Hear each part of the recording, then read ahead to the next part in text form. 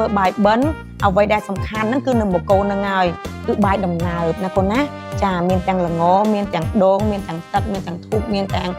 កាភ្ញីយើងតុបតែងទៅតាមហ្នឹងទៅឲ្យមានភាពស្រស់ស្អាតចឹងទៅហើយទុំចឹងទៅចាយើងទៅបកបាយបិណ្ឌយើងក៏បានបុណ្យកុសលដែរកូនបើមិនបើយើងអាចទៅបកបាយបិណ្ឌបានណាពពួកប្រែគឺអត់ឃ្លានណាចាហើយក៏មានប្រែខ្លះគឺមិនអាចទទួលបើសិនជាគាត់ធ្វើបាបខ្លាំងពេកទៅក៏មិនអាចទទួលបានដែរអញ្ចឹងណាកូនទាំងចេញទុំទៅថ្វាយអ្នកតាឡាឡាឡាឡាឡាឡាឡាឡាឡាឡាឡាឡាឡាឡាឡាឡា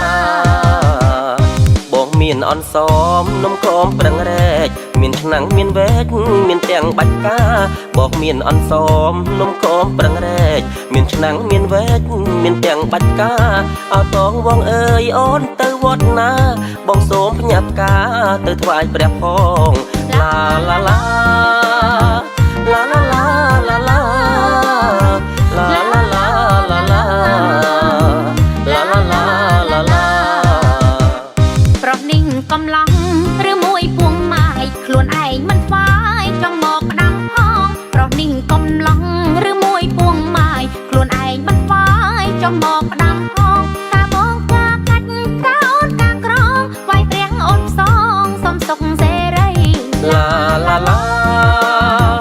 ឡាឡាឡាឡាឡាឡាឡាឡាឡាឡាឡាឡាឡារដូវបិណ្ឌភ្ជុំក្រមុំប្រកាន់មេម៉ាយចិត្តទុនព្រោះនឹកឃើញប្តីរដូវបិណ្ឌភ្ជុំក្រមុំប្រកាន់មេម៉ាយចិត្តទុនព្រោះនឹកឃើញប្តីខ្ញុំមិននឹកឲ្យខ្ញុំនឹកអ្វី